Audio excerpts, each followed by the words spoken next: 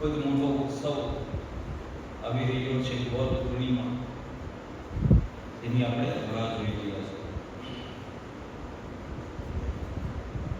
છીએ। ચૈતન્ય મહાપ્રભુનો આવિર્ભાવ દિવસ એ દિવસે પ્રગટ થાય છે। આમ જોવા જઈએ તો પ્રત્યેક યુગમાં પ્રત્યેક યુગ કેટલા યુગ છે? ચતુર્યુગીમાં 4 યુગ, સતયુગ, દ્વાપર, ત્રેતા और कलयुग। तो प्रत्येक युग में भगवान श्री कृष्ण स्वयं नहीं आवता। भगवान कहे छे ने भगवद गीता में के संभवामी युगे युगे, है ना, कि हूँ दरेक युग में अवतरित था, पण मूल रूप में कृष्ण दरेक युग में आवता नहीं। कारण के कलयुगना 4,32,000 एना डबल करो કેટલા થયા? 8,65,000 એ થયા ત્રેતા યુગ। એનામાં વળી પાછા 4,32,000 ઉમેરીએ તો થાય છે 12,96,000 એ થયો દ્વાપર યુગ। અને 17,28,000 વર્ષનો સતયુગ, બહુ જ લાંબો, તો 4 યુગ મળીને કહેવાય છે એક ચતુર્યુગ। 4 યુગનો સમૂહ यानी कि एक चतुर्युग, જે થાય છે 43,20,000। તો આવી 71 ચતુર્યુગ, એટલે 71 વખત આવી ચતુર્યુગી, સતયુગ, દ્વાપર, ત્રેતા, કલયુગ, સતયુગ, દ્વાપર, ત્રેતા, કલયુગ, આવી રીતે 71 વખત જ્યારે આ ચતુર્યુગી વીતે છે ત્યારે કહેવાય છે એક મન્વંતર। ભગવદ ગીતામાં આટલું ગીતા કોર્સમાં આટલું તો એક્સપ્લેન ના કરી શકતા હતા સમયના અભાવથી, પણ અહીંયા આ કાળને થોડો સમજવાનો પ્રયાસ કરજો। હવે આપણને એમ થાય કે ચૈતન્ય મહાપ્રભુની કથામાં શા માટે આ બધું સમજવું, પણ ટોપિક છે એટલે હું તમને સમજાવવાનો પ્રયાસ કરી રહ્યો છું। આવી 71 ચતુર્યુગી વીતે છે ત્યારે એક મન્વંતર થાય, એક મન્વંતર। અને આવા 14 મન્વંતર થાય ત્યારે એક કલ્પ થાય, એક કલ્પ થાય।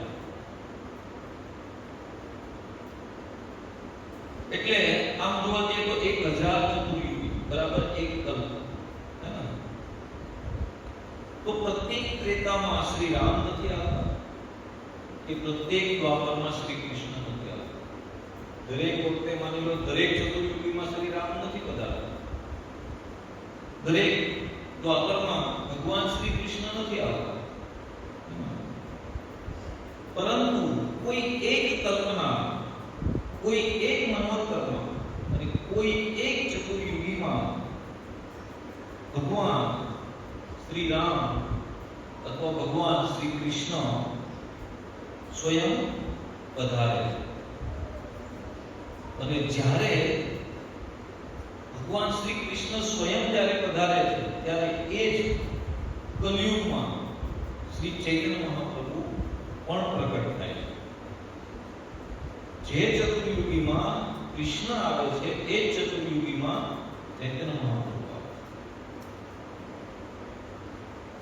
आम जोवा जઈએ तो આપણે બહુ જ સૌભાગ્યશાળી છીએ, કારણ કે આપણે જે ચતુર્યુગીમાં જો કેટલો વિશાળ સમય, આપણા સૌભાગ્યની વાત કરીએ તો કેટલો વિશાળ સમય, આપણે કોઈ પણ ચતુર્યુગીમાં હોઈ શકતા પણ આપણે એ ચતુર્યુગીમાં છીએ જે ચતુર્યુગીના દ્વાપરમાં स्वयं 5,500 वर्ष पहला, 5,200 वर्ष पहला स्वयं भगवान श्री कृष्ण आ धराधाम पर लीला કરી ચૂક્યા છે। અને નજીકમાં 550 વર્ષ પહેલા, હે ને, એ જ ભગવાન શ્રી કૃષ્ણ, હે ને, કૃષ્ણ રાધા અને માધવનું મિલિત સ્વરૂપ એવા શ્રી ચૈતન્ય મહાપ્રભુ કેટલા આપણે કીધું છે? ફક્ત 550 વર્ષ પૂર્વ, હે ને, એ પણ આ ધરાધામ પર લીલા કરી ચૂક્યા છે. આપણે બહુ જ સૌભાગ્યશાળી છીએ કે આપણે એ યુગમાં છીએ કે જે યુગમાં ભગવાન પ્રગટ થાય છે. આ તો સમય જોઈએ તો કેટલો દીર્ઘ છે. સમય જોઈએ તો 4 યુગ, એવા યુગ 71 ચતુર્યુગી, હે ને, એ 4 યુગના કલયુગમાં આપણે છીએ. આમ જોવા જઈએ તો કલયુગ 4 યુગમાં સૌથી ખરાબ યુગ જોઈએ, એક રીતે જોઈએ, હે ને. પણ જો ભક્તિ જેને કરવી હોય ને એની માટે કળયુગ એટલે બમ્પર લોટરી છે. ભક્તિ જેને કરવી છે, ભગવાનની પ્રાપ્તિ જેને કરવી છે, એની માટે કળયુગ સર્વશ્રેષ્ઠ છે. શા માટે છે? તો કે કળયુગમાં જો એક વખત આપણે ઠાની લઈએ કે નહીં મારે ભક્તિ કરવી છે, મારે ભજન કરવું છે, મારે ભગવાનની પ્રાપ્તિ કરવી છે, તો ભગવાન બહુ જ સુલભ છે, હે ને. કારણ કે આપણી પાસે ધન નથી, આપણી પાસે એટલો બધો સમય નથી, આપણી પાસે એટલી બધી બુદ્ધિ, એટલું બધું જ્ઞાન નથી, છતાં પણ ભગવાન સહજ એમના નામથી ભગવાનની પ્રાપ્તિ થઈ જાય છે. બાકી સતયુગમાં હજારો વર્ષ ધ્યાન કરવાથી, દ્વાપર યુગમાં યજ્ઞો કરવાથી જે ભગવાનના દર્શનની પ્રાપ્તિ થાય છે એ કળયુગમાં ફક્ત નામ લેવાથી પ્રાપ્તિ થાય. એટલા માટે આપણે બહુ સૌભાગ્યશાળી કે જે યુગમાં મહાપ્રભુ અવતીર્ણ થયા છે એ યુગમાં આપણને પણ સ્થાન મળ્યું છે કે નહીં? સામાન્ય રીતે જોઈએ તો કોઈ મોટો માણસ બેઠો હોય લાઈનમાં પણ જો આપણને જગ્યા મળે ને તો પણ આપણે બહુ ગર્વથી ફૂલાતા હોઈએ, હે ને, કે ભાઈ આ તો ફલાણા બેઠા તેની લાઈનમાં જ બેઠો થાય કે નહીં? આ તો સ્વયં મહાપ્રભુ.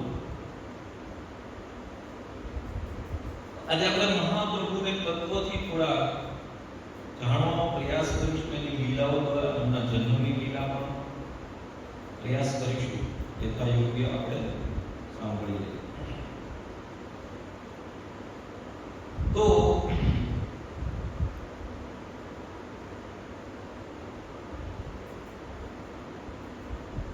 ભગવાન શા માટે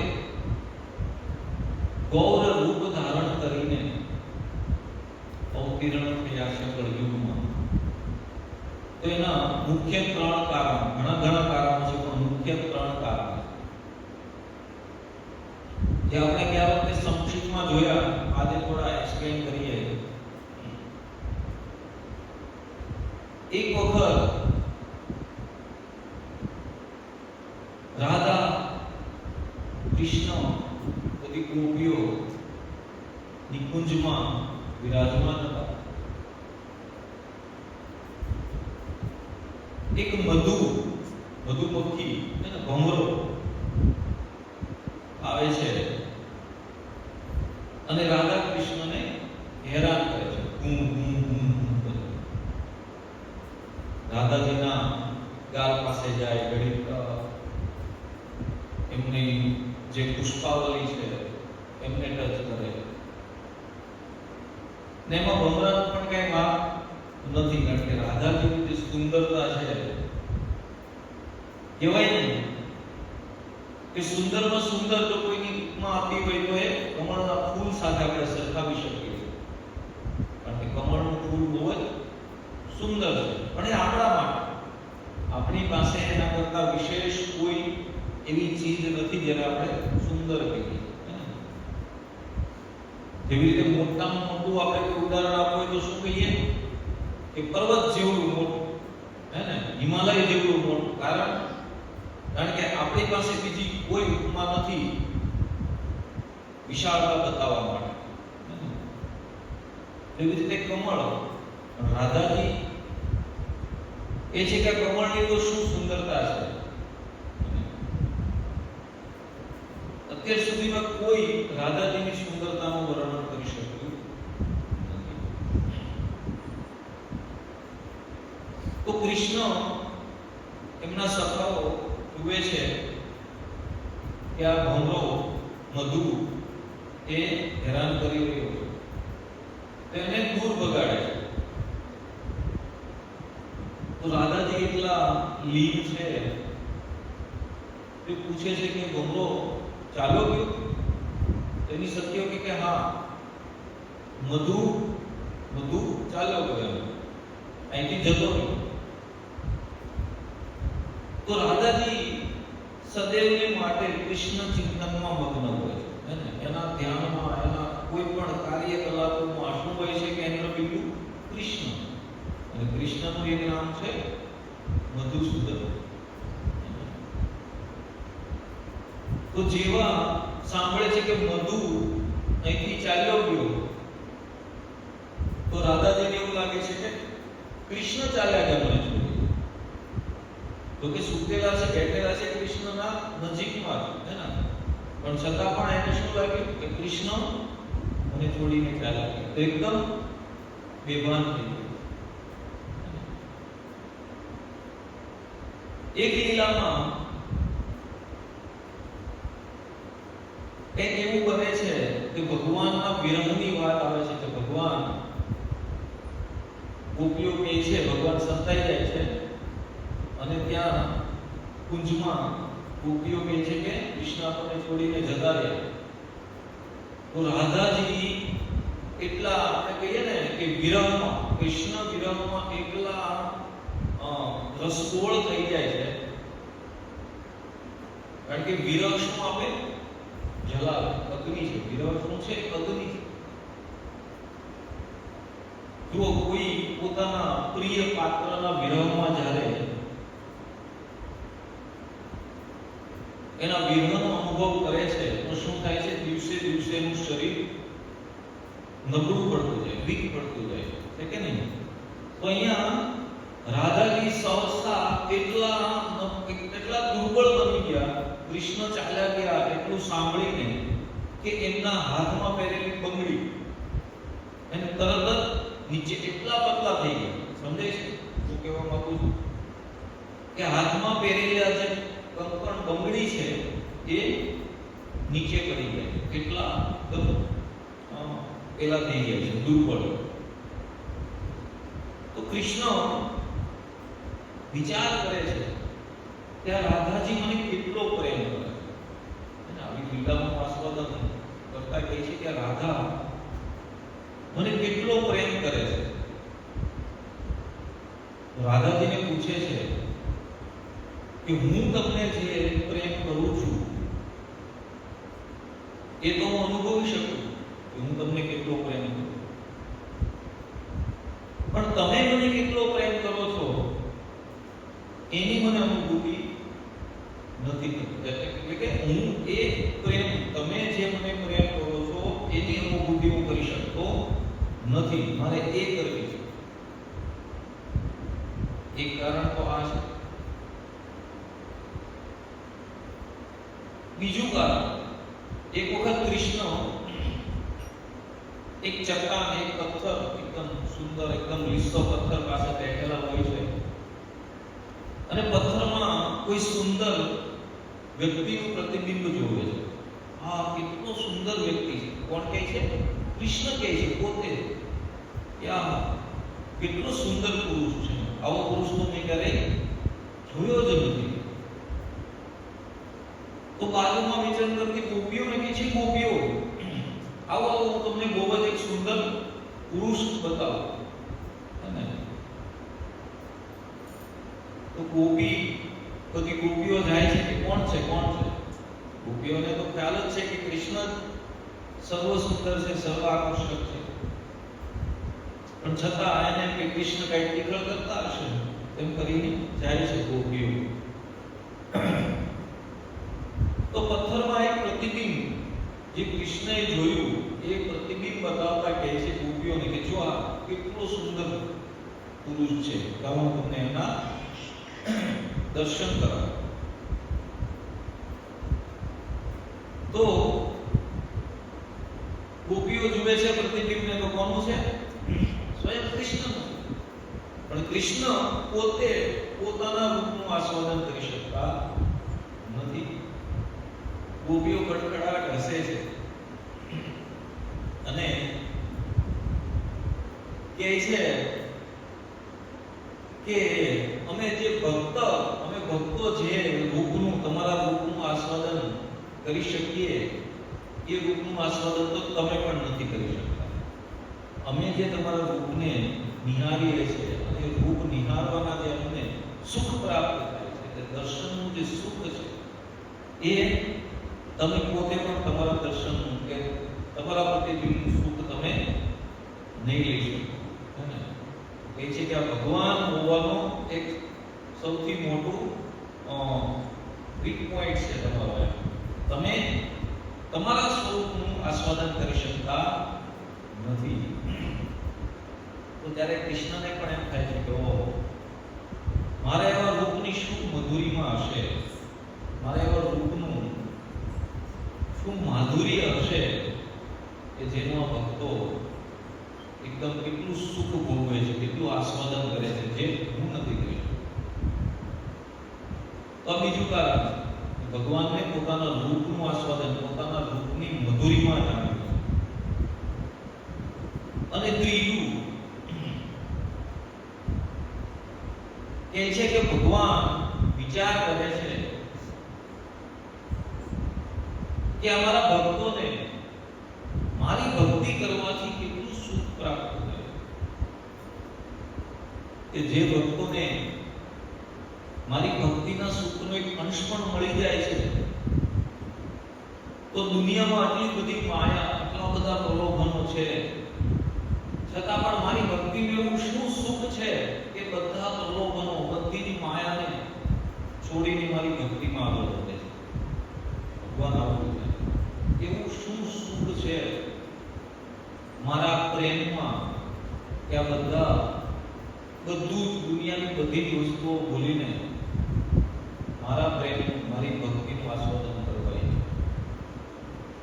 ભગવાન કહે છે કે હું પ્રાપ્ત નથી કર્યું. તો રાધાજીને પૂછે છે કે આ બધું હું કઈ રીતે પ્રાપ્ત કરીશ? શું ઉપાય છે કે મને પણ આ બધું સુલભ થાય? હું પણ આ બધું, ભગવાન હોવા છતાં હું બધું કરવા સમર્થ છું અને મારાથી કોઈ વસ્તુ અજાણ નથી, એવું કોઈ કાર્ય કરી શકું ના કરી શકું એવું નથી, પણ છતાં આ બધી વસ્તુઓ મારાથી દુર્લભ કેમ છે? હું કેમ આ બધી વસ્તુઓનું આસ્વાદન નથી કરી શકતો? તો કહે છે ને કે ભક્તો એક બિંદુ સમાન, આપણે જે બધી ભક્તિ કરીએ છીએ એવી છે નાના નાના બિંદુ સમાન. અને ભક્તિમાં સૌથી પરાકાષ્ઠા પર કોણ છે? સૌથી મહાન કોણ છે? ગોપીઓ. એ છે કે ગોપીઓ પ્રેમની ધ્વજા છે, ભક્તિની ધ્વજા, શિવ મોર્ય. આચાર્યો કહે છે કે જો ભક્તિને એક ભવનનું સ્વરૂપ આપવામાં આવે, અને ભક્તિના ઘણા ઘણા રસ છે ને, તો એક ભવનનું સ્વરૂપ જો આપવામાં આવે તો જે ભક્તો શાંત રસથી ભગવાનનું ભજન કરે છે, ભગવાનનું સુખ પ્રાપ્ત કરે છે શાંત રસમાં, એ શું છે ભવનમાં? તો કે એ ભવનનો પાયો, શાંત રસ. પાયો દેખાય, પ્રકારના પાયા ના દેખાય જમીનમાં. શાંત રસથી ભગવાનની ભક્તિ કરી રહ્યા છે. પછી બીજો રસ છે દાસ્ય રસ. ભગવાનના દાસ બનીને પણ ભગવાનની ભક્તિ કરી શકીએ છીએ. તો દાસ્ય રસ એ શું છે આ ભક્તિમય ભવનમાં? તો કહે છે કે આ ભવનનો જે ફર્શ છે, હોય કર્યું, એ દાસ્ય રસ દર્શાવે. સાખ્ય રસ, મિત્રતા ભાવ. સાખ્ય રસ શું છે આ ભવનમાં? તો જે સ્તંભો છે, દીવા સ્તંભ છે ને, એ છે ભક્તિનો સાંખ્ય રસ, વાત્સલ્ય રસ. શું છે? છત. જે આ ભક્તિમય ભવનની જે છત છે એ છે વાત્સલ્ય રસ. અને એની ઉપર શું હોય છે? શિખર. શિખર એટલે કે માધુર્ય ભાવવાળા જે ભક્તો છે ને, એ બધા શું છે? શિખર છે. શિખર ઉપર પણ શું છે? ધ્વજા. ધ્વજા કોણ છે? ગોપી. ગોપી છે, બધી ગોપાંગનાઓ. એ ભક્તિની ધ્વજા. તો ભગવાન વિચાર કરે છે કે આટલા બધા ભક્તોના હૃદયનું આસ્વાદન, એ ભક્તો ભક્તિ કરીને જે સુખ મેળવે છે, પ્રેમ સુખ, એ સુખનું આસ્વાદન કરવા શું કરવું? કેટલા બધા ભક્તોના હૃદયમાં પ્રવેશ, યાની કેટલા બધા ભક્તોનું હૃદય પ્રાપ્ત કરવું. પણ કહે છે કે આ ભક્તિનો જે રસ છે એ બધા બિંદુ સમાન છે, અને રાધા સિંધુ સમાન. સિંધુ યાની કે મહાસાગર, અને આ પ્રેમનો, કૃષ્ણ પ્રેમનો મહાસાગર, જેનો પાર કોઈ પામી શકે. એ છે ને ઉદાહરણમાં કે જો આ દરિયામાં કેટલી ખારાશ છે, એને માપવી હોય તો શું કરવું જોઈએ? લેબોરેટરી કરવી જોઈએ, હે ને? જેથી કરીને ખબર પડે કે આ પાણીમાં શું શું તત્વો છે. લેબોરેટરી કરવા માટે શું આખો દરિયો લેબોરેટરીમાં લઈ જઈએ છે? નહીં. એક બિંદુ, એક ટીપું પણ કાપી છે. તો ભગવાન વિચાર કરે છે કે આ સિંધુ, જે મોટો સમુદ્ર છે, ભગવાન તો બધું ધારણ કરી શકે. એક રાધાજીના હૃદયને જો હું જાણી લઉં ને, તો બધા ભક્તોના હૃદયને હું ઓટોમેટિક જાણી લઉં. થાય કે નહીં? તો કૃષ્ણ રાધાજીને કંઈક સંભળાવે છે. શું કહે છે કૃષ્ણ? સાંભળ તો બહુ સરસ છે, મજા આવે એવું છે કે હે રાધે, કબહુ મેં ઉસ અવસર को पाऊं, कबहू मैं उस अवसर को पाऊं. ક્યારે હું એ અવસરને પ્રાપ્ત કરું? કોણ કહે છે? કૃષ્ણ કહે. મહાભાવ સંપત્તિ તુમરી. મહાભાવ એ ભગવાનના પ્રેમમાં ઉન્મત્ત, એના ભગવાનના પ્રગાઢ પ્રેમમાં જે ભાવ છે, જે પ્રેમ છે, જે રસ છે, है ना? तो महाभाव संपत्ति तुमरी लही में राधा बन जा. वो कैसे भगवान कि तुम्हारी जो संपत्ति है ना, ये महाभाव, तुम मुझे याद कर करके रोती हो, तुम मुझे याद कर करके पुकारती हो, तुम मेरा विरह सहन करती हो. तो આ જો મહાભાવ રૂપી જો તમારી સંપત્તિ છે, તો એ સંપત્તિ લઈને હું સ્વયં ક્યારે રાધા બની જાઉં? શા માટે રાધા બનવું છે ભગવાનને? એ ભાવનું આસ્વાદન કરો. तुम्हारी कनक कांति, कनक कांति यानी कि कनक यानी सोना, सोने जैसी जो तुम्हारी कांति है, यानी कि तुम्हारी जो आभा है ना,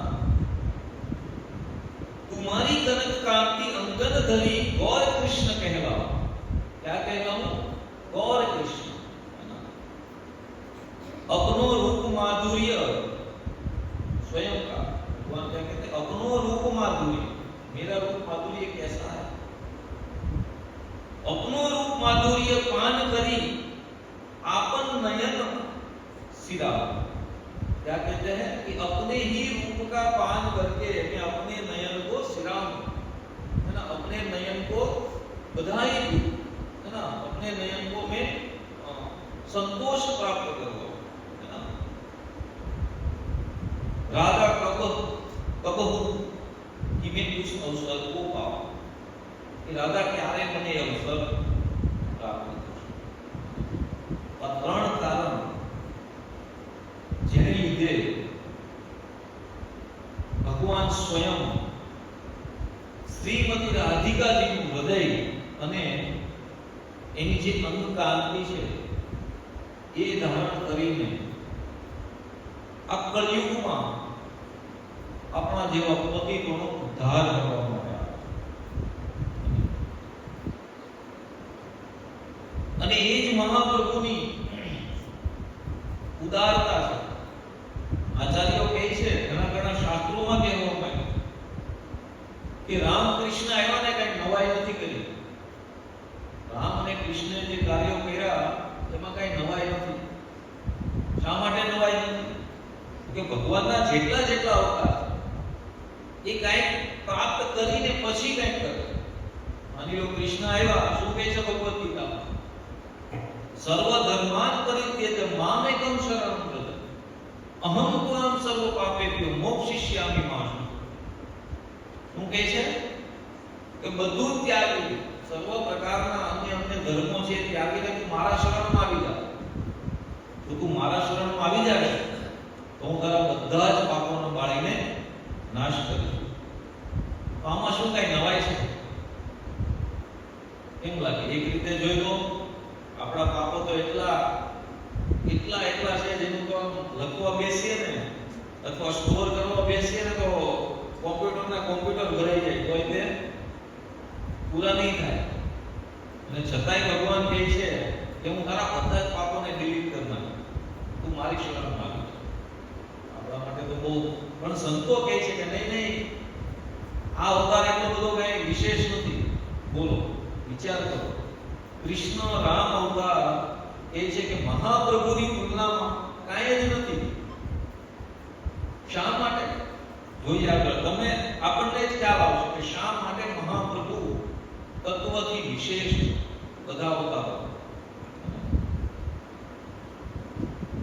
અને કદાચ મહાપ્રભુની કમ્પેરિઝનમાં કદાચ આપણે કૃષ્ણને આ રીતે જો ગણીએ કે ભગવાન કાંઈ આપણો સ્વીકાર કરીને આપણા પાપ બાળીને કાંઈ નવાઈ નથી કરતા, તો એમાં કોઈ અતિશયોક્તિ નથી. જોઈએ તો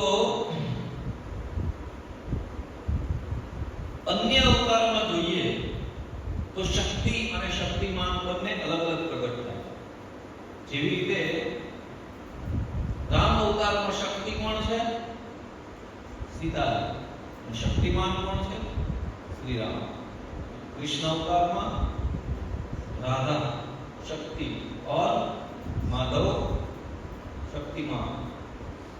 तो अन्य બધા જ અવતારોમાં શક્તિ અને શક્તિમાન બંને અલગ અલગ છે. પણ અહીંયા ગોવાળ અવતારમાં શક્તિ પણ એ જ છે અને શક્તિમાન પણ એ જ છે. ગૌરાંગ મહાદેવ છે ને. તો અવતારની વિશેષતા છે કે શક્તિ અને શક્તિમાન બંને એક સ્વરૂપમાં છે.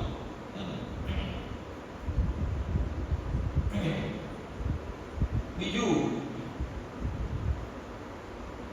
રાધા અને માધવ એક છે. દેહ કોનો છે?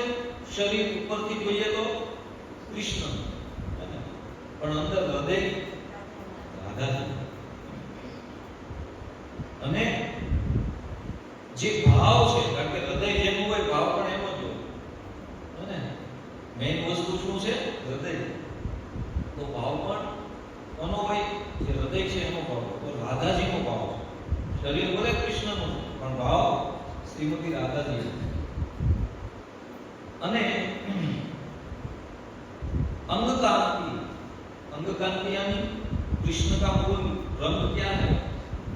मेघवर्ण है ना. जो घटाकार जो मेघ है, मेघ के बादल, श्याम वर्ण. कृष्ण मूल रंग केवो छे? श्याम. पण अहिया कृष्ण केवा बनीने આવ્યા છે? ગૌર, है ना. गौर कृष्ण. બીજી વિશેષતા કે अन्य અવતારોમાં ઠાકોરજીએ, ભગવાને શું કર્યું છે? બધાનો સંહાર કર્યો છે કે નહીં? રામ બનીને આવ્યા તો રાવણ કુંભકર્ણને નાશ કર્યો ને, માર્યા બંને, ઘણા બધા અસુરોને માર્યા. કૃષ્ણ બનીને આવે છે તો પણ શું કરે છે? કંસ અને શિશુપાલ ઇત્યાદિ અનેકો જે રાક્ષસો છે એને શું કરે છે? મારે છે. બરોબર. નરસિંહદેવ ભગવાન આવ્યા તો પણ એ પણ હિરણ્યકશિપુને હિરણ્યાક્ષને શું કરે છે? એનો નાશ કરે છે, મારે છે. તો દુષ્ટને મારી નાખવો તો સહેલો છે કે નહીં? માની લો કોઈ દુર્ગુણી વ્યક્તિ છે, કોઈ દુષ્ટ વ્યક્તિ છે, જે આખા સમાજને હેરાન કરે છે, એને મારી નાખવો એ કઈ બહુ મોટી વાત નથી. ઈઝીલી મરી જાય, મારી નાખવા જવું છે, મરે કે નહીં? પણ એને સુધારવો એ કઠિન છે કે નહીં? કળયુગમાં, કોઈ પણ યુગમાં, હે ને? મારવો તો સહેલું છે, પણ સુધારવો અઘરું છે. તો અહીંયા ભગવાને શું કર્યું છે? ચૈતન્ય અવતારમાં કોઈને માર્યા નહીં, હે ને? પણ જે લોકોએ ભગવાનને માર્યા ને એને પણ ભગવાને શું કર્યું? આલિંગન કર્યું. કોઈ અવતાર એવો છે કે કૃષ્ણએ પ્રેમપૂર્વક કંસને મામા મામા કરીને ભેટી પડ્યા હોય? રામ ભગવાન રાવણ પાસે જઈને એકદમ હૃદયથી એને ઉચકી લીધા હોય, એને ભેટી પડ્યા હોય એવું આવે છે કે રામાયણમાં કૃષ્ણ કથા નથી આવતું. એ સામી દ્રષ્ટિએ એવું કોઈ દ્રષ્ટાંત ઉદાહરણ કોઈ પણ અવતારનું એક ઉદાહરણ જોવા નથી મળતું કે જ્યાં રામ ભગવાનના દર્શન થતાની સાથે રાવણ દોડીને એના ચરણોમાં પડે છે અને રઘુપતિ રાઘવ રાજા રામ પતિત પાવન સીતારામ ભગવાનના નામનું ગુણગાન કરવા મળે છે. બન્યું છે કૃષ્ણ ચરિત્રમાં જોઈએ તો કંસે ક્યારેય કૃષ્ણના ગુણગાન કર્યા છે? પણ આ મહાપ્રભુ જે ચૈતન્ય અવતાર છે એમાં એટલો વિશિષ્ટ અવતાર છે કે મહાપ્રભુ કૃષ્ણ પ્રેમ આપવા માટે કોઈ પણ પાત્ર કુપાત્ર અપાત્ર કે સુપાત્ર કાંઈ જોતા નથી. મહાપ્રભુ કંઈ પણ જોયા વગર બધાને શું કરે છે? કૃષ્ણ પ્રેમ પ્રદાન કરે છે અને પોતાને મારે છે. તમે જો આપણે બલરામ ચરિત્રમાં, નિત્યાનંદ પ્રભુના ચરિત્રમાં આપણે જોયું કે માથામાં કાચની બોટલ મારીને શું કર્યું? એકદમ લોહી લુહાણ કરી નાખ્યા, છતાં પણ ભગવાને શું આપ્યું? એવો પ્રેમ, કૃષ્ણ પ્રેમ કે જે આવી કરોડો દુનિયાની સંપત્તિ હોય ને, આવી કરોડો દુનિયા, પૃથ્વીઓ, અને એ પૃથ્વીઓની બધી સંપત્તિ આપતા પણ કૃષ્ણ પ્રેમનો એક છોટો એક નાનો એવો અંશ પણ ન પ્રાપ્ત થાય સંપત્તિ દ્વારા. એ કૃષ્ણ પ્રેમ જગાઈ બધાય. એટલા માટે આમ જોઈએ તો રાવણ અને કુંભકર્ણ, શિશુપાલ, કંસ, હિરણ્યકશિપુ, હિરણાક્ષ, આ બધા શું છે? ભગવાનના પાર્ષદ જ છે અને ભગવાનના દ્વારપાળો છે. પણ શ્રાપને લીધે, મુનિઓના શ્રાપને લીધે ધરતી પર ભગવાનની લીલામાં સંમિલિત થવા આવે છે અને કહે છે કે જો વેર ભાવે જો ભગવાનને ભજશે તો 3 જન્મમાં વળી પાછી એની જે સેવા છે એ પાછી પ્રાપ્ત થઈ જશે. 3 જન્મો તો થઈ ગયા, વળી પાછું સ્થાન મળી ગયું, પણ ખબર પડી કે હવે ભગવાન મહાપ્રભુ અવતાર ધારણ કરે તો વળી રિક્વેસ્ટ કરે છે કે અમને આમાં પણ ચાન્સ આપો એમ, અને વળી પાછા જગાઈ બધાયના રૂપમાં આવે. ભગવાનનો એક પ્રેમ પ્રાપ્ત કે જે બીજા કોઈ અવતારમાં પ્રાપ્ત થતો. અને આપણે એ યુગમાં આપણે જન્મ લીધો છે. બહુ નજીક છે મહાપ્રભુના જે લીલાનો જે સમય, જે કાળ છે એનાથી આપણે બહુ જ નજીક છીએ. કેટલા નજીક છે? 550 વર્ષ દૂર છે. કેટલા? બાકી આ જે કાળની સમયની ગણના કરો તો આ શરીર મળવા માટે જ આપણને 2.5 કરોડ વર્ષ અંદાજે ઓછામાં ઓછા લાગે છે. મનુષ્ય શરીર પ્રાપ્ત એ મનુષ્ય શરીર એ યુગમાં આપણને પ્રાપ્ત થયું કે જે યુગમાં મહાપ્રભુ આવ્યા. બહુ જ સુંદર નગર છે માયાપુર, પશ્ચિમ બંગાળ સ્થિત. બહુ જ સુંદર, બહુ જ રમણીય.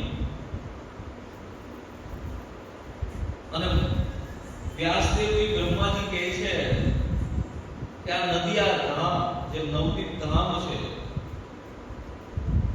એમનું વર્ણન તો અમારી પણ લેખન, જે અમારી જે પોથીઓ છે એમાં પણ આ કરી શકાય એવું નથી. એનું વર્ણન એટલું વિશિષ્ટ, એટલું અલૌકિક, એટલું દિવ્ય છે ધામ કે જ્યાં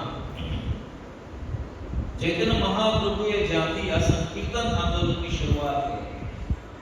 આપણે જે મહામંત્ર લઈ રહ્યા છીએ, હરે કૃષ્ણ કૃષ્ણ કૃષ્ણ હરે હરે, હરે રામ રામ રામ હરે હરે, એ આંદોલનની શરૂઆત સ્વયં ચૈતન્ય મહાપ્રભુએ નવદીપ ધામમાંથી કરી.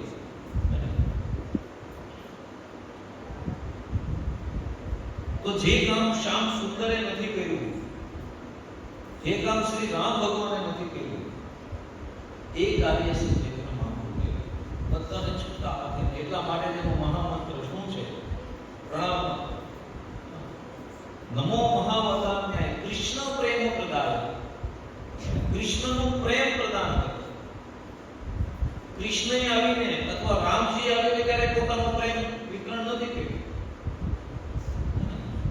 કારણ કે એને પ્રેમ કરવામાં કેવો રસ છે, કેવું આસ્વાદન છે એમને ખુદને નથી. પણ કોણ કરી શકે? જેમણે જાણ્યો છે, જેમણે આ પ્રેમને માણ્યો છે, એ આ પ્રેમનું દાન કરી. અને અહીંયા દાન કોણ કરી રહ્યું છે?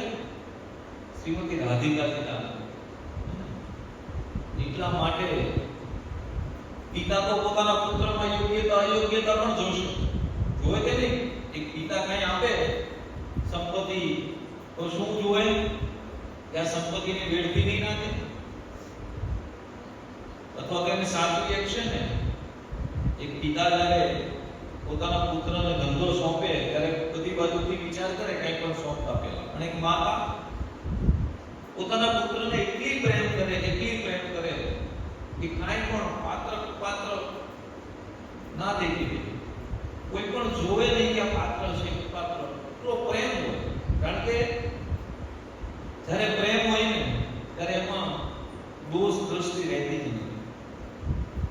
જે વ્યક્તિને આપણે માની લો કે આપણે આપણા બાળકને ખૂબ જ પ્રેમ કરતા હોઈએ તો ગમે એવું તોફાની હોય છતાં પણ આપણને શું લાગે કે મારો છોકરો કઈ તોફાની નથી, મારો છોકરો તોફાન ના કરે, થાય કે ગમે એવા હોય છતાં. કારણ કે પ્રેમમાં દોષ દ્રષ્ટિ નથી. અને એટલા માટે રાધાજી અને કૃષ્ણના મિલિત સ્વરૂપ એવા શ્રી ચૈતન્ય મહાપ્રભુ આખા જગતને કૃષ્ણ પ્રેમનું વિતરણ કરવા માટે, વેચાણ નહીં, વિતરણ. કૃષ્ણ તો કહે છે કે તું બધું છોડી ના ને તો હું તારો સ્વીકાર કરું, તું મારા શરણમાં આવી જા. મહાપ્રભુ કહે છે કે કાંઈ નહીં, કે તમારા શરણમાં ન આવે પણ કાંઈ નહીં, એક વાર હરી કો. શું કહે છે? એક વાર તમે ભગવાનનું નામ.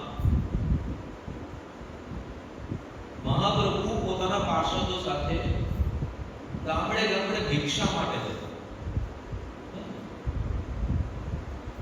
તો પાવનું ખટખટાવે કે ભિક્ષા દે. તો શું થાય? કોકને કે આ આવી ગયા માંગવા વાળા, પૈસા, દાલ ચાવલ, અનાજ, તો કઈ પણ લઈને આવે ટોલી તો કહે છે કે નહીં નહીં નહીં, અમને આ નથી જોતું, અમને ધનની ભિક્ષા નથી જોતી, તો શું જોઈએ છે? એકવાર હરિ શું કહે છે? એકવાર કૃષ્ણનું નામ, કૃષ્ણ નામની, કૃષ્ણ પ્રેમની ભિક્ષા માંગે. દરેક વ્યક્તિ પાસે ભગવાનનું નામ બોલાવવા. તો આજે આપણે જોઈએ કે મહાપ્રભુ નું પ્રાગટ્ય દિવસ બહુ સુંદર. અત્યારનો જે સમય ચાલી રહ્યો છે એવો જ સમય છે. નવદીપ ધામ છે કે જ્યાં મહાપ્રભુ નદિયા ગામમાં પ્રગટ થવાના છે. પણ જ્યારે ભગવાન આવે છે આ ધરતી પર અવતાર લઈને, તો ત્યારે શું થાય છે? એમની પહેલા જે બધા દેવી દેવતાઓ, ભગવાનના જે નિત્ય પાર્ષદો, જે ભગવાનની લીલામાં સહાયક, આમ જોઈએ તો સહાયક તો ના કહેવાય, પણ ભગવાનની લીલાનું આસ્વાદન કરે. કેમ કે ભગવાનને કોઈ સહાયકની જરૂર નથી હોતી, પણ આનંદ લેવા માટે આ બધા જ લોકો પહેલા પહોંચી જાય ભગવાનની પહેલા. અને કોઈ મોટો વ્યક્તિ આવવાનો હોય તો ડાયરેક્ટ પહેલા બધું સેટઅપ થાય, બધું રેડી થાય પછી આવે. તો અહીંયા પણ જ્યારે બધા દેવી દેવતાઓને ખબર પડે છે કે મહાપ્રભુ હવે ધરતી પર પ્રગટ થવાના છે, તો ભગવાનની ઈચ્છા અનુસાર આ બધા નિત્ય પરિકરો ભગવાનની પહેલા અલગ જગ્યાએ જન્મ લઈ લે છે. ભગવાનની પહેલા પહોંચી જાય છે અલગ જગ્યાએ. આપણે કઈ સારું કોઈ માની લો અહીંયા ડ્રામા નાટક થવાનું હોય, કઈ સારો ઉત્સવ હોય, તો આપણે શું કરીએ? પહેલા જઈને પોઝિશન લઈ લઈએ કે આપણને બધું જ સરખું દેખાય, થાય કે નહીં? મારી જગ્યા રાખે. તો અહીંયા બધા દેવી દેવતાઓ, કોણ દેવી દેવતાઓ? अनंत शेष यानी कि बलराम जी, शिव जी, ब्रह्मा जी और अनेक अन्य देवी देवताओं, है ना? आ બધા દેવી દેવતાઓ ધરતી પર અલગ જગ્યાએ જન્મ લઈને પ્રગટ થઈ જાય છે. એની સિવાયના ઘણા બધા જે મહાપ્રભુની લીલામાં જે છે, અમુક નામ આપણે અહીંયા જોઈશું, જેથી કરીને તમે લોકો પરિચિત થાઓ. અને વધારે વિશેષ આ બધા ટોપિકને આપણે કાઉન્સિલમાં ડિસ્કસ કરીશું.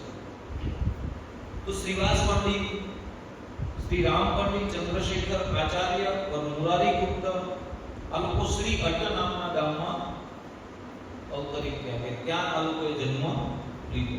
જે નદિયા ગોવા, જે ગૌડ મંડળ, ગૌડ દેશ છે, એમાં નદિયા ગામના આજુબાજુ. શ્રી નિત્યાનંદ પ્રભુ બંગાળ કે રાડદેશ જિલ્લે में एक चक्र गांव में जन्म ले છે, प्रकट થાય છે. નિત્યાનંદ પ્રભુ, બલરામજી. श्री पुंडरीक विद्यानिधि, चैतन्य वल्लभ और वासुदेव दत्त चट्टग्राम में प्रकट થાય છે. આ બધા કોણ છે? જે ચૈતન્ય ચરિતામૃત જ્યારે આપણે વાંચશું અથવા સાંભળશું તો આ બધા લીલામાં સહાયક છે. જેમ માની લો કૃષ્ણ લીલામાં કોણ આવે છે? બલરામજી આવે છે, નંદ બાબા, યશોદા મૈયા, વસુદેવજી, અનિરુદ્ધ, હે ને? આ બધા છે કે નહીં? તો આ બધા જેમ કૃષ્ણ લીલામાં જે આપણે આ બધા નામોથી પરિચિત છીએ, એમાં ચૈતન્ય મહાપ્રભુની લીલામાં આ બધા ભક્તો એ જ તત્વ છે, પણ અહીંયા આ નામેથી પ્રગટ થાય છે. જગન્નાથપુરીમાં શ્રી ચૈતન્ય મહાપ્રભુના અંતર પાર્ષદ શ્રી પરમાનંદપુરી, મિથિલા કે ત્રિકૂટ નામના ક્ષેત્રમાં પ્રગટ થાય છે. અને આ પ્રકારે ચૈતન્ય મહાપ્રભુએ એવી વ્યવસ્થા કરી કે એમના પાર્ષદો અલગ સ્થાનોમાં પ્રગટ થયા અને નવદીપમાં બધા આવીને ભેગા અલગ જગ્યાએ. જેવી રીતે માની લો કુંભ, તો કુંભમાં આખી દુનિયાના જે શ્રદ્ધાવાન લોકો બધેથી આવીને ત્યાં ભેગા થાય છે.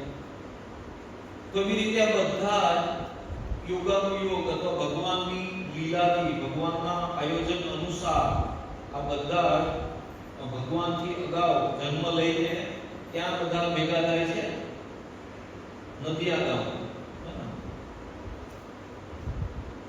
અને મહાપ્રભુના ભવિષ્યમાં પ્રગટ થવાના ચિહ્નોને જોઈને પ્રકૃતિ પણ આ નવદીપ ઉપર એટલી પ્રસન્ન થાય છે કે જેવી રીતે આપણે રામાયણમાં રામ ભગવાનના જન્મ પહેલા આપણે જે વર્ણન સાંભળીએ છીએ કે શું શું થાય છે, તો કે બધા જ પ્રકારના મંગળ ચિહ્નો એ રાજ્યમાં વર્તાવા લાગે છે અને સુખ સમૃદ્ધિની છોડ ઉડે છે. કોઈને કોઈ પ્રયત્ન કર્યા વગર જ ધન, સુખ, આનંદ, વૈભવની પ્રાપ્તિ થાય છે. કોઈ પાસેથી કઈ લેવાની ઈચ્છા નથી, બધાને દેવાની ઈચ્છા. કોઈને કોઈનું જોતું જ નથી, બધાને દેવું છે કે હું બધાને વહેંચું, બધાના મન પ્રફુલ્લિત છે. અને ધરતી પણ અત્યારે આપણે જોઈએ કે ધરતી શું કરીએ છીએ આપણે, બહુ મહેનત કરે કોઈ ખેડૂત વાવે અને તોય બિચારાને માંડ ઉપજ થાય છે. પણ ત્યારે ધરતી પણ મતલબ પાકામાં શું કહેવાય ભરીને ઉલેચીને ધન ધાન્ય આપે છે. નદીઓમાંથી રત્નો નીકળે છે, મણીઓ નીકળે છે. અને માતા સરસ્વતીના કૃપાથી બધા જ લોકો શું છે, મોટા જ્ઞાનીઓ છે ત્યાં નવદીપ ક્ષેત્રમાં પંડિતો છે. પરંતુ જો જ્ઞાનનો પણ એક દોષ છે, ખ્યાલ છે જ્ઞાનનો શું દોષ છે? આપણને તો જ્ઞાનમાં દોષ છે, જ્ઞાનમાં પણ એક દોષ છે. જ્ઞાનનો દોષ છે અભિમાન. કોઈ બહુ જ્ઞાની થઈ જાય અથવા એને લાગુ પડે કે હવે મને બધું જ આવડે છે, તો શું થાય? અભિમાન. એટલા માટે પ્રભુપાદજી કહે છે કે ભક્તિ છે ને જ્ઞાન ઉપર નિર્ભર નથી કે આપણને બધું જ્ઞાન પાસે તો ભક્તિ કરીએ છું, એ સિદ્ધાંત નથી. પણ જ્ઞાન ભક્તિ પર નિર્ભર છે. જો આપણે કઈ ભક્તનો સ્વભાવ કેળવશું તો ધીમે ધીમે આપણામાં વિવેક રૂપી જ્ઞાન આવે. તો ભક્તિ રૂપી મળેલા જ્ઞાનથી આ દોષ મુક્ત છે.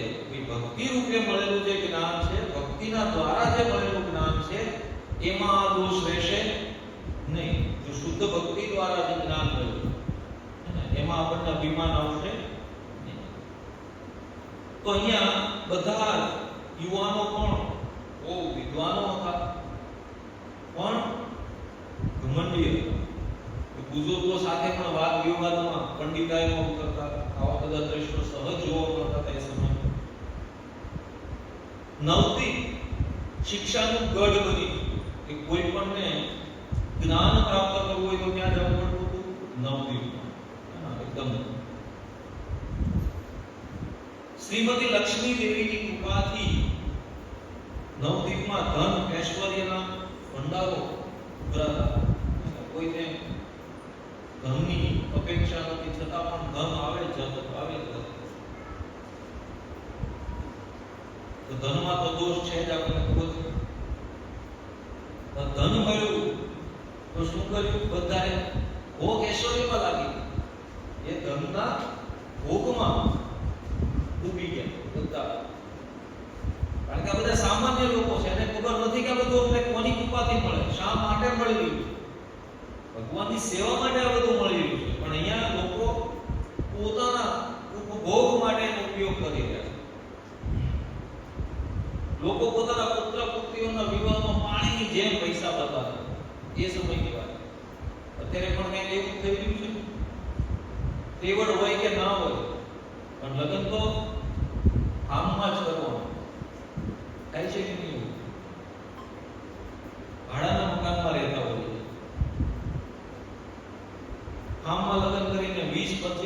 લાખનો ખર્ચો કરે 2 દિવસના લગ્ન, અને તોય લોકો કાંઈક તો માંગ કાઢી જાય કે કામ તો ઠીકઠાક હતું, કેમ જમવામાં તો ઠીક હતું, પાપડ થોડો કાચો હતો નહીં, કાંઈક તો એક કાઢી જાય, હોતા નથી કે ભાઈ આટલો ખર્ચો દીકરીના બાપે કર્યો, અને ના જ કરવો જોઈએ. હું કહેતો એક લગ્ન પાછળ જેની કેપેસિટી છે એને વાંધો નહીં આવે, એ લોકો તો વાપરે છે તો એને કઈ પ્રોબ્લેમ નહીં આવે, પણ આપણે જો એનું અનુકરણ કરવા જાશું તો ઓછામાં ઓછા 10-15 વર્ષ આપણે પાછળ ધકેલાઈ જાય. એક દિવસ મોંઘી દાટ કંકોત્રીઓ, મોંઘા વ્યંજનો, પ્રી વેડિંગ, મોંઘા આલ્બમો, એટલે કહેતા હતા કે ભાઈ કોઈ ગમે એટલો મોંઘો આલ્બમ બનાવો 20 વખત એને કોઈ જોતું નથી. કેટલા લોકો પાસે આલ્બમ છે? લગ્નનો આલ્બમ કેટલી વખત જોયો? 2-3 વખત? 20 વખત કોઈ જોયો છે નહીં? બોલો. તો આ ખર્ચા શા માટે? ધન આપણને આ મળ્યું છે ભગવાનની સેવામાં. તો કલિયુગનો જે યુગ ધર્મ છે કે ભગવાન શ્રી કૃષ્ણના પવિત્ર નામનું સંકીર્તન. અને કલિયુગનો યુગ ધર્મ શું છે? ભગવાન કે પવિત્ર નામો કે સંકીર્તન, સામૂહિક કીર્તન. પરંતુ આખા નવદીપમાં ક્યાંય પણ ભગવાનના નામ પર કે ભગવાનની ઉપર ચર્ચા થતી નથી. ભગવાન વિશે કોઈ કઈ વાત નથી કરતા.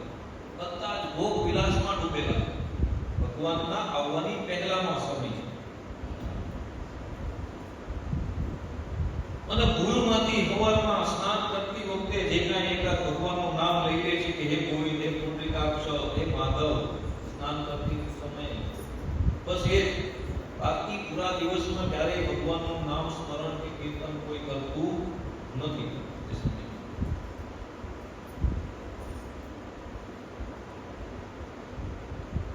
તો આ સમાજની દુર્ગતિને જોઈને જે વૈષ્ણવો છે ત્યારના, જે આપણે તમને જે નામ લીધા, એ બધા અત્યંત દુઃખી થઈ ગયા છે.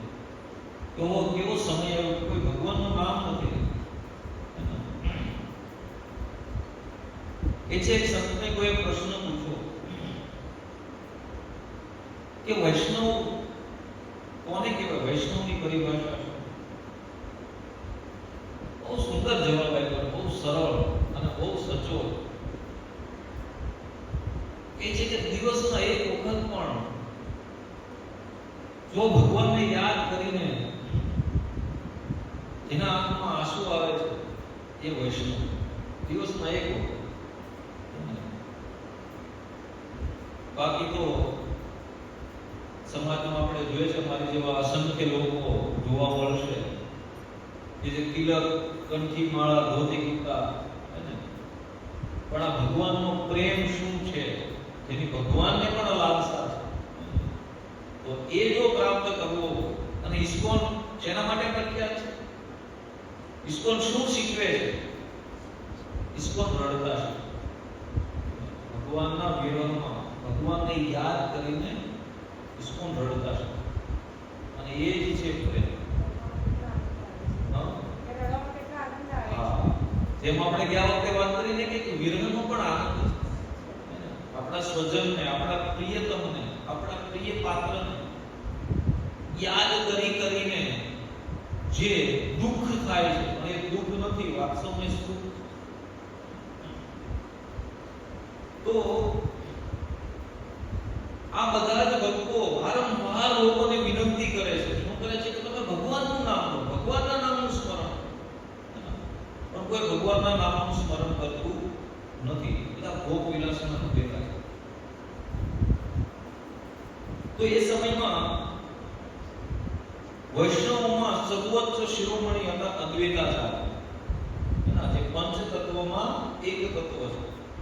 આપણે મંત્ર બોલીએ છીએ ને કે જય શ્રી કૃષ્ણ ચૈતન્ય પ્રભુ નિત્યાનંદ શ્રી અદ્વૈત ગદાધર શ્રીવાસાદિ શ્રી ગૌર ભક્ત. અદ્વૈતાચાર્ય પ્રમુખ વૈષ્ણવ હતા કે જેનું કીધું બધા કરતા, બધા વૈષ્ણવ. તો એ બહુ જ વિખ્યાત હતા વૈષ્ણવોમાં અને ભક્તિ ભાવથી તુલસી સેવા કરતા, વૈષ્ણવ સેવા કરતા, ભગવાનના વિગ્રહોની સેવા કરતા અને લોકોને કંઈક ભગવાનના ગુણો વિશે સમજાવો. તો એક સમય સંધ્યા વખતે શ્રીવાસ ઠાકુર એમના પરિવાર સાથે હરિનામ સંકીર્તન કરતા, હરે કૃષ્ણ મહામંત્રનું સંકીર્તન કરી રહ્યા. પરંતુ ધન પૈસાની પાછળ ઉન્મત્ત થયેલા લોકો, ભૌતિકતાવાદી લોકો એમને એમનું આ સંકીર્તન સહેજ પણ પસંદ નહોતું. અને જેવી રીતે માની લો કે આપણે કોઈ સોસાયટીમાં રહેતા હોઈએ અને આપણા ઘરે આવું કંઈ સંકીર્તન, કોઈ ધાર્મિક વિધિ હોય તો ઘણા લોકોને આજુબાજુવાળાને ન ગમતું, એને તરત પોલીસમાં કમ્પ્લેન કરી દે કે રાતે 12 વાગ્યા સુધી કીર્તન કરે છે, આ લોકોને બંધ કરાવો, અમારે શું છે. અમતા જ્યારે કીર્તન હોય ત્યારે 2 વાગ્યા સુધી ટીવી જોતા હોય, મોબાઈલ ઉમળતા હોય, પણ કીર્તન હોય ત્યારે જ એને દેખાડો અવાજ આવે એવું લાગે. એવા લોકો આ વખતે પણ હતા. તો તે લોકો જે ભૌતિકતાવાદી લોકો તે ભક્તોને પાગલ સમજતા હતા કે આ બધા પાગલ લોકો છે અને આ લોકો મૂર્ખાઓ છે, બુદ્ધિ નથી આ લોકોમાં. અને એ લોકોને ડર હતો કે આ નિરંકુશ જે મુસલમાન રાજા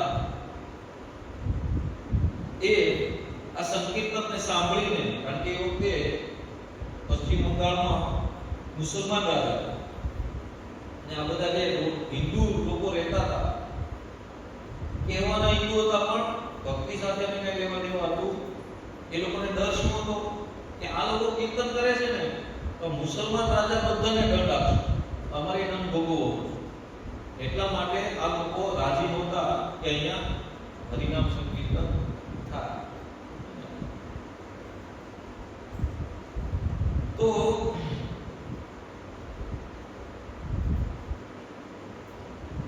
જ્યારે ભક્તોના કાનમાં આ વાત પડી તો ત્યારે બહુ દુઃખી થયા કે કેટલું દુર્ભાગ્યશાળી સમય છે કે લોકો ભગવાનનું નામ લેવાથી ડરે છે અથવા લોકો ભગવાનના નામથી દૂર ભાગે છે. કે ભક્તને આવું થાય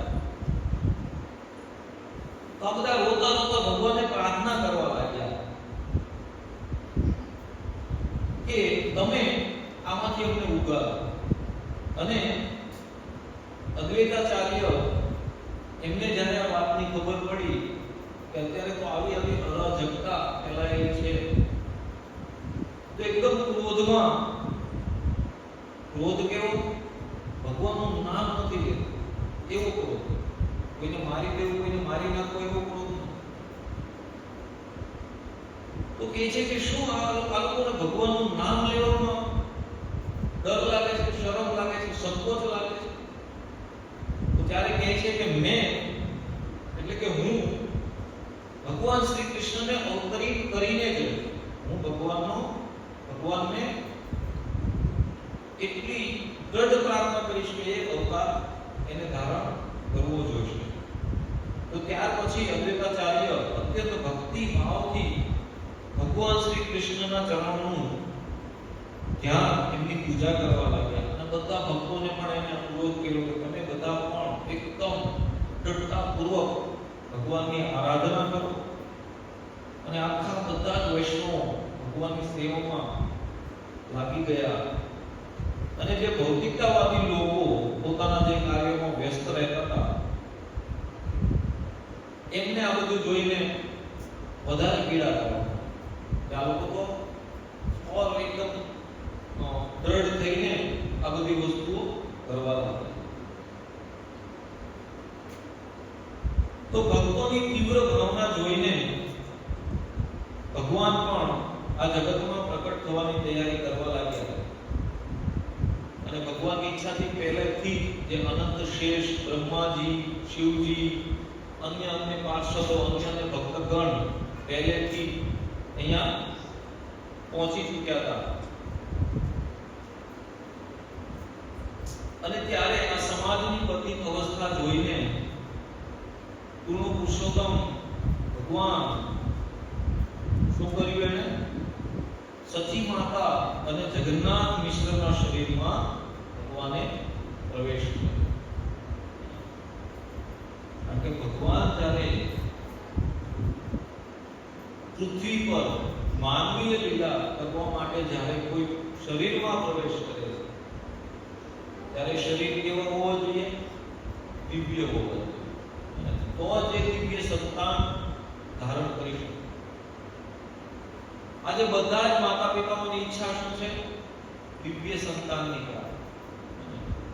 કોઈ માતા પિતા એવું સંતાન ઈચ્છતી હશે કે મારો સંતાન મોટો થઈને ગુંડો બનશે, એવો પ્રગટ થાય? ઈચ્છે કે મારો પુત્ર મોટો થઈને દારૂડિયો બને, એનાથી બધા ડરે, એવી કોઈની ઈચ્છા નહીં. બધા દિવ્ય સંતાનની ઝંખના. પણ એ દિવ્ય સંતાન માટે અને ફળદ્રુપ જમીનમાં ફળદ્રુપ પાક, બંજર જમીનમાં ઘાસ ફૂસ સિવાય કાંઈ નહીં. સમજાય? એટલે શાસ્ત્ર કે દિવ્ય સંપત્તિ માટે જીવન પણ દિવ્ય હોવું જોઈએ. એવું હોવું જોઈએ દિવ્ય જીવન.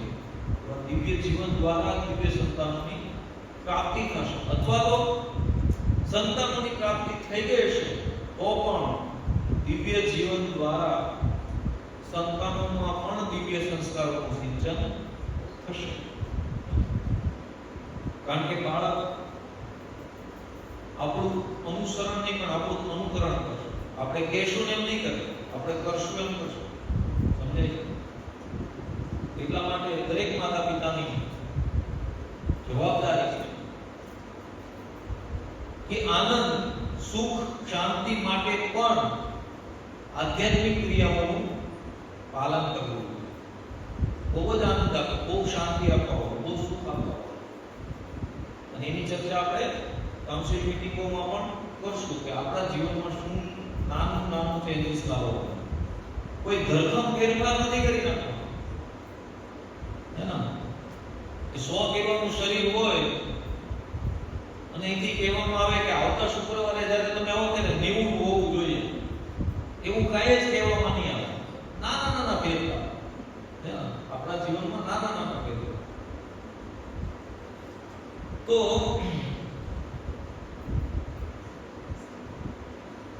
એ જાણીને કે ભગવાન શીઘ્ર ही ધરતી પર જન્મ લેવા વાળા છે, તો બ્રહ્માજી, શિવજી, અન્ય દેવતાગણ જગન્નાથ મિશ્રના ઘરે આવવા માંડ્યા. ગુપ્ત રીતે. આ બધા દેવી દેવતાઓ ક્યાં આવવા માંડ્યા? ગુપ્ત વેશમાં અથવા તો અદ્રશ્ય સ્વરૂપે. આ બધા એ જે આંગણ છે ને, ત્યાં જગન્નાથ મિશ્રનું આંગણ, ત્યાં એ બધા ભીડ થવા લાગી. આ બધાનું. અને સૂક્ષ્મ રૂપમાં બધાની આંખોથી ઓજલ, બધાની આંખોથી છુપાયેલા રહીને શું કરવા લાગ્યા? ગર્ભસ્થ શિશુની સ્તુતિ કરવા લાગ્યા. સચી માતાના ગર્ભમાં ભગવાન શ્રી કૃષ્ણ એની સ્તુતિ કરવા લાગ્યા. કોણ? આ બધા દેવી દેવતા. દરેક વખતે તમે જો કૃષ્ણ લીલા વખતે પણ શું થયું? એ બધા દેવી દેવતાઓ ગર્ભાગાર મીન્સ કે કારાગારમાં આવીને શું કરે છે? ભગવાનની સ્તુતિ કરી રહ્યા છે. તો એવી રીતે અહીંયા પણ આ બધા દેવી દેવતાઓ સચી દેવીના ગર્ભમાં પ્રગટ થયેલા ભગવાનની સ્તુતિ કરે છે કે હે ભગવાન, હવે તમે અમારી પર કૃપા કરો. આ ઘોર કળયુગના પ્રભાવથી અમારું અને આ પતિ જીવાત્મા બધાનું રક્ષણ કરો. અને કહે છે કે જે મહાન યોગીઓ, તપસ્વીઓ જે સ્વરૂપને ધ્યાન અવસ્થામાં જોઈ શકે છે, તેવું આપણું અલૌકિક સ્વરૂપ આ નવદીપવાસીઓ સમક્ષ પ્રસ્તુત કરો, પ્રગટ કરો.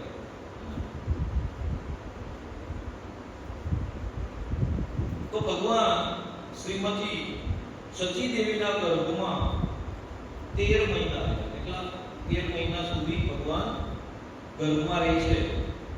અને અંતે ફાગણ માસની પૂર્ણિમા, જેને આપણે શું કહીએ છીએ ગૌર પૂર્ણિમા, તે ગૌર પૂર્ણિમાના દિવસે ભગવાન શ્રી ચૈતન્ય મહાપ્રભુ પ્રગટ થાય છે. બોલો ચૈતન્ય મહાપ્રભુ કી જય, ગૌરાંગ મહાપ્રભુ કી જય. સંધ્યા સમય તો તે દિવસે યુગનું યુગ શું હતું? ચંદ્રગ્રહણ, રાત્રિના સમય, સંધ્યા પછીના સમય ચંદ્રગ્રહણ. તો ચંદ્રગ્રહણમાં હવે તો આપણે એવું કઈ કરતા નથી, પણ પહેલાના યુગમાં, પહેલાના સમયમાં લોકો શું કરતા હતા કે જ્યારે આવું બધું ગ્રહણ હોય ને ત્યારે ભગવાનના નામનું કીર્તન, સામૂહિક કીર્તન, નદીઓમાં સ્નાન કરે, ભગવાનની અર્ચના પૂજા તો થાય નહીં, તો શું કરે? કીર્તન કરે, કરતા ભેગા મળે અને પવિત્ર નદીઓમાં સ્નાન કરે. તો આખા જે નવદીપ નગરના લોકો બધા શું કરતા હતા? તે દિવસે ભગવાનના નામનું કીર્તન કરતા હતા અને ગંગા, ત્યાં ગંગા નદી માયા નવદીપ, તો ત્યાં લોકો સ્નાન કરતા. તો ફાગણ માસની પૂર્ણિમા 18 ફેબ્રુઆરી 1486 ઈસવીસન 1486, અત્યારે કેટલું આવે છે? 2000.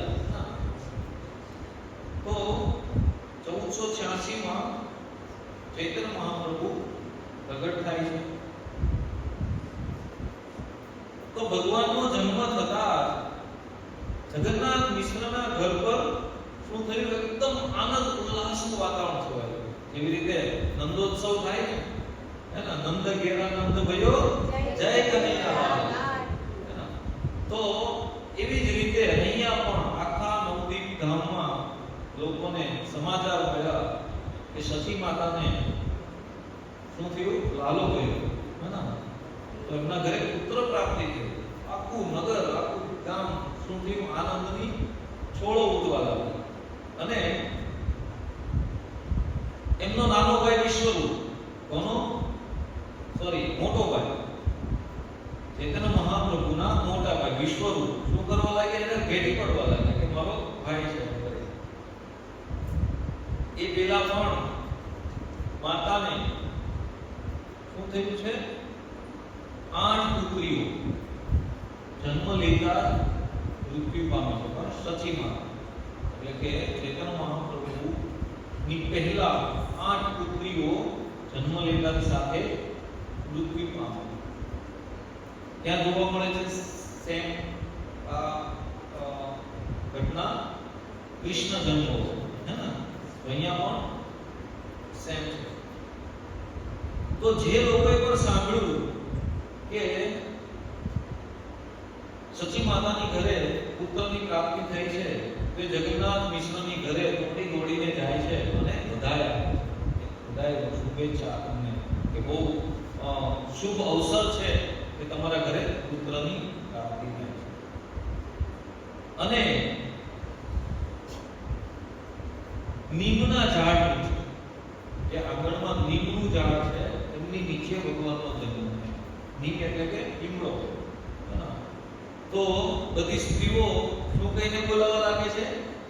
નિમાય, હે ને, નિમાય. અને નિત્યાનંદ પ્રભુને શું બોલાવે છે? પિતા. નિત્યાનંદ યાની પિતા. તો નિમાય પિતા. તો અહીંયા શું થાય છે?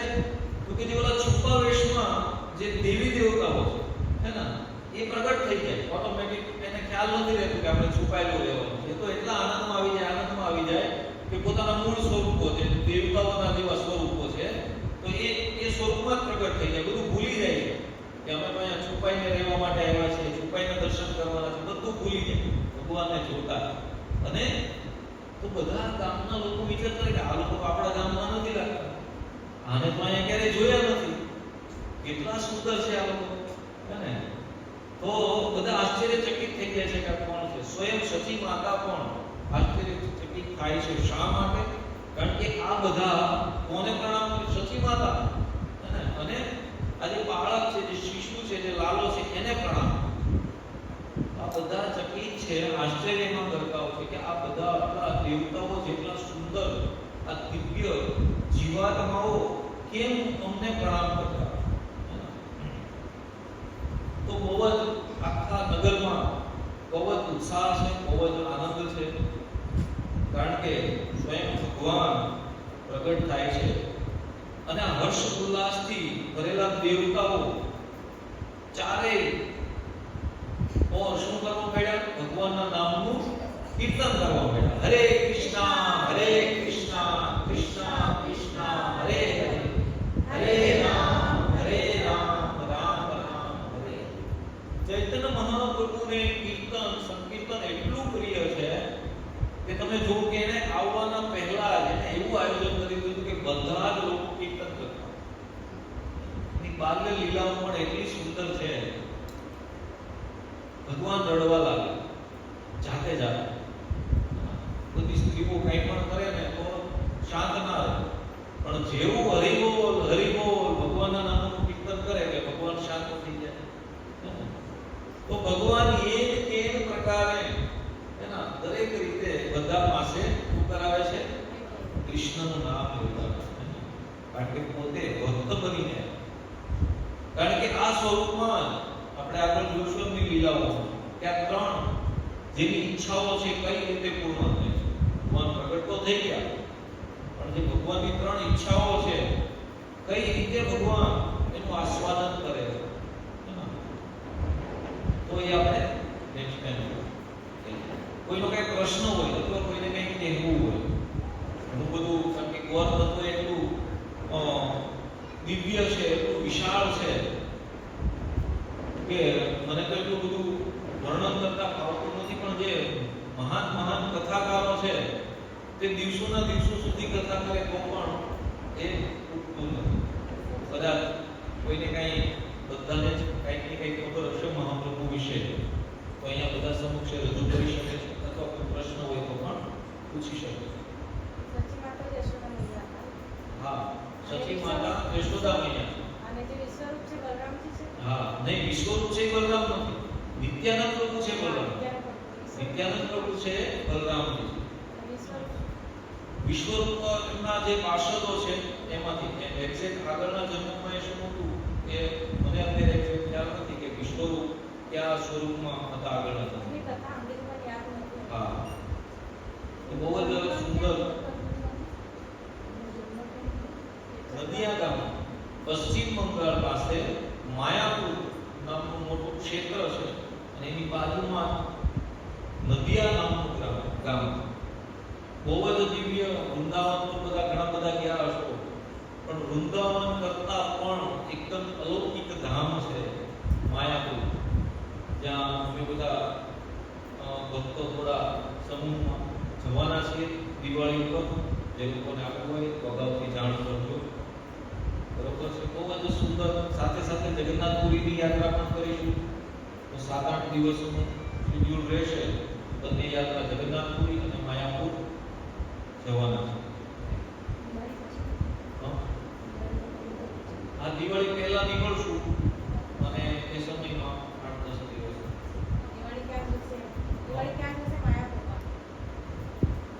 હવે તો ટાઈમ શેડ્યુલ આપણે કેટલા દિવસ અગાઉ જઈએ છીએ. દિવાળી બંને જગ્યાએ થઈ શકે. જો આપણે રિટર્નમાં જગન્નાથપુરી લઈએ તો દિવાળી માયાપુરમાં પણ થઈ શકે, અને જતી વખતે આપણે જો જગન્નાથપુરી લઈએ બરોબર તો ત્યાં થઈ શકે. 2 દિવસ જગન્નાથપુરી રહીશું, 2-3 દિવસ, અને 4 કે 5 દિવસ માયાપુર. બહુ સુંદર સ્થાન છે. બહુ જ ભગવાનની જેવી રીતે વૃંદાવનમાં ભગવાનની લીલા સ્થળીઓ છે ને, કે જ્યાં ભગવાને રાસ રચાયો છે ને, જ્યાં ભગવાને જ્યાંથી કાળી નાગને નાખ્યો બરોબર, બહુ અનંત રાસ સ્થળીઓ છે ભગવાનની. તેવી જ રીતે ચૈતન્ય મહાપ્રભુ જે નદિયા ગ્રામમાં વિચરણ કર્યું છે, તો ત્યાં પણ મહાપ્રભુની અસંખ્ય લીલા સ્થળીઓ છે કે જ્યાં મહાપ્રભુએ અલગ અલગ લીલાઓ કરી. બહુ જ સુંદર છે. કહે છે કે જે લોકોને ભક્તિનો રસ પ્રાપ્ત કરવો, ભક્તિ પ્રાપ્ત થતી હોય તો ચૈતન્ય મહાપ્રભુને પ્રાર્થના કરો અને એની ભક્તિ, એનું શરણ ગ્રહણ, નિત્યાનંદ પ્રભુનું શરણ ગ્રહણ. કારણ કે ચૈતન્ય મહાપ્રભુ એ બીજું કોઈ નથી, રાધા અને કૃષ્ણનું મિલિત સ્વરૂપ. કૃષ્ણ તો બહુ કહે છે ને કે કૃષ્ણ તરસાને વાળા, તરસાવીને બહુ કરીએ ને ત્યારે કઈ થોડું કેવું ચખાડે, એમાંથી કેટલો આનંદ આવે ને.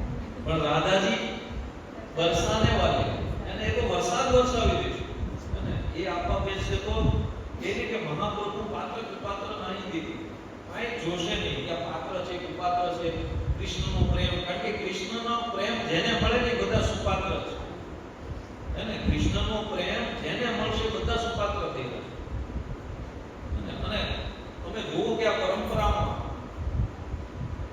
હજારો લાખોની પણ કરોડો એવા મનુષ્યો છે આજે, કે જે પેલા એટલા પાત્ર હતા અને આજે કેટલા ભક્તિમાં આગળ વધીને સુપાત્ર થઈ છે. અસંખ્ય ઉદાહરણો આપણને સુરતના ભક્તોમાં પણ જોવા મળી જાય કે કોઈ એનું જૂનું પરિચિત જો એની લીલાઓનું વર્ણન કરે તો તમને થાય કે આવો હતો. પણ ભક્તિના સંસર્ગમાં આવીને, ભક્તોના સંસર્ગમાં આવીને, જે પારસમણીના સંસર્ગમાં આવીને લોઢું કેવું બની જાય, સુવર્ણ બની જાય, એવી રીતે આ ભક્તોના સંસર્ગ, ભક્તોનો સંગ, ભક્તિનો સંગ, એક ગમે એવો પતિ કે ગમે એવો દુષ્ટ, ગમે એવો દુર્ગુણી વ્યક્તિ છે એને પણ સદગુણી બનાવી શકવા સમર્થ છે. તો ખૂબ ખૂબ ધન્યવાદ આપ સૌનો. કોઈ કઈ પ્રશ્ન હોય, કોઈ કેવું હોય તો કહી શકે છે. નેક્સ્ટ મંગળવારથી એક્ઝેક્ટ આવતા મંગળવારે આજ હોલમાં અને આજ સમયે કાઉન્સિલ આપણે શરૂ કરવા જઈ રહ્યા છે. બધાને એક બુક આપવામાં આવશે. આમ 3 બુક છે પણ આપણે ભેગી બનાવડાવવાના છે. જેમાં એક પાર્ટ હશે કાઉન્સિલ, જેમાં ભગવાનના પ્રણામ મંત્રો, આપણા આચાર્યોના જીવન ચરિત્રો હશે, જેથી આપણને